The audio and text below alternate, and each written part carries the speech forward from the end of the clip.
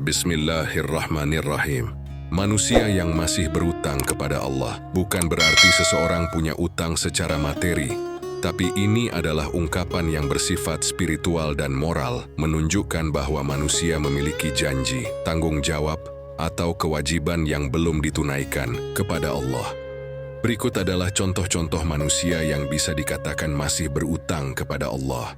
Yang pertama, orang yang pernah bernazar tapi belum menepatinya. Dalam budaya masyarakat Indonesia, khususnya di desa-desa yang masih kental dengan nilai religius, nazar bukanlah sekadar ucapan. Ia dianggap sebagai janji suci yang terikat langsung antara manusia dan Tuhannya.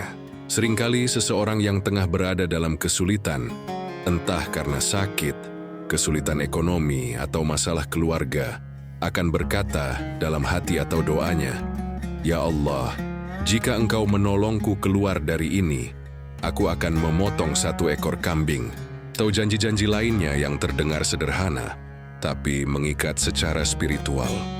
Namun ketika pertolongan itu datang dan jalan hidup mulai membaik, tidak sedikit dari kita yang lupa akan janji tersebut.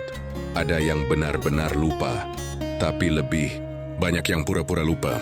Ketika seseorang menepati nazarnya, ia tidak hanya membayar utang kepada Allah, tapi juga menunjukkan integritas dan kesungguhan imannya.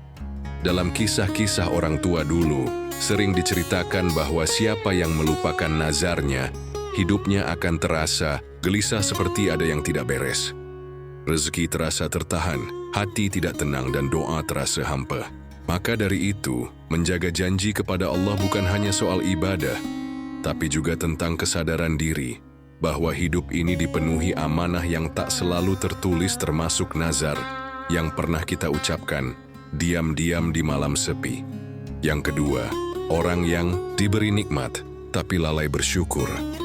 Banyak di antara kita yang setiap hari bangun dalam keadaan sehat, bisa makan 3 kali sehari, bekerja dengan tenang, dan pulang ke rumah dalam keadaan selamat. Namun seringkali nikmat-nikmat itu dianggap biasa, seolah memang milik kita sepenuhnya. Kita lupa bahwa semua itu adalah pemberian Allah yang seharusnya disyukuri, bukan diabaikan. Ironisnya, ada pula yang malah menggunakan nikmat tersebut untuk hal-hal yang melalaikan, seperti hura-hura, bermaksiat, atau berlaku zalim kepada sesama. Dalam pandangan budaya dan ajaran agama Islam, bersyukur bukan hanya dengan ucapan Alhamdulillah, tapi juga dengan tindakan nyata menggunakan nikmat untuk kebaikan. Kesehatan dimanfaatkan untuk membantu orang lain, rezeki dibagikan kepada yang membutuhkan, dan keselamatan dijaga dengan menjauhi perbuatan dosa. Jika nikmat digunakan untuk keburukan, maka ia bisa berubah menjadi bencana. Yang ketiga, orang yang menunda-nunda bertobat.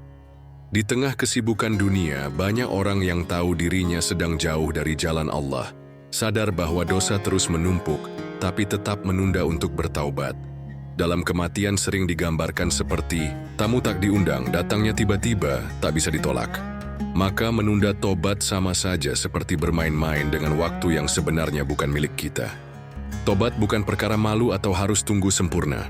Justru, tobat adalah pengakuan bahwa manusia memang tempat salah, dan Allah Maha Penerima Ampunan. Orang yang menunda-nunda tobat seakan sedang menantang maut. Padahal, nyawa bisa diambil kapan saja, bahkan saat sedang tertawa. Perlu diingat, apabila sudah melakukan dosa besar lalu meninggal tapi belum sempat bertobat, dipastikan masuk ke dalam neraka, dan tidak ada negosiasi dengan Allah dosa yang kita lakukan itu. Manusia baik bukan manusia yang tidak pernah melakukan kesalahan, tapi manusia baik adalah manusia yang selalu bertobat dari kesalahan dan dosa. Yang keempat, orang yang memiliki harta enggan bersedekah. Dalam kehidupan sehari-hari, sering kita jumpai orang yang diberi kelebihan harta oleh Allah. Usaha lancar, tabungan berlimpah, rumah megah, kendaraan lebih dari 1.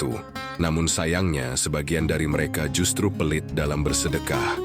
Mereka enggan mengeluarkan sedikit pun hartanya untuk membantu fakir miskin, menyantuni anak yatim, atau mendukung kegiatan sosial keagamaan. Padahal, dalam ajaran Islam ditegaskan bahwa dalam harta orang kaya ada hak orang miskin, bukan hanya sedekah sunnah, tapi juga zakat yang wajib ditunaikan. Sikap menumpuk kekayaan tanpa menyalurkannya bagaikan mengurung berkah dalam kotak yang terkunci. Uang yang tidak digunakan untuk kebaikan lama-lama bisa menjadi beban, bukan lagi menjadi nikmat. Maka dari itu, berbagi bukan soal mampu atau tidak, tapi soal sadar bahwa harta hanyalah titipan. Jika ditahan terlalu erat, bisa jadi harta itu malah jadi sebab datangnya musibah, bukan keberkahan. Yang kelima, orang yang tidak menunaikan kewajiban Allah dalam kehidupan yang serba sibuk ini. Banyak orang yang mulai menunda bahkan meninggalkan kewajiban agama seperti salat, puasa, dan zakat. Ada yang beralasan belum sempat, terlalu capek, atau merasa masih muda dan punya waktu panjang untuk berubah nanti. Padahal, kewajiban ibadah bukanlah pilihan yang bisa ditunda sesuka hati, melainkan perintah Allah yang menjadi tiang utama dalam kehidupan seorang muslim. Mengabaikan kewajiban agama perlahan bisa membuat hati kosong. Hidup terasa hampa, walau harta dan kesenangan dunia berlimpah. Salat yang ditinggalkan membuat hubungan dengan Allah renggang. Puasa yang dilalaikan menghilangkan pelajaran sabar, dan zakat yang tidak ditunaikan menjauhkan keberkahan dari harta. Ibarat tanaman yang tidak pernah disiram, jiwa pun bisa layu. Maka, kembali pada kewajiban bukan soal takut dosa saja, tapi soal menyelamatkan diri sendiri agar tetap terhubung dengan Sang Pencipta di tengah dunia yang penuh godaan. Dalam konteks ini, semua manusia sebenarnya berutang kepada Allah, karena nikmatnya terlalu banyak untuk bisa dibalas.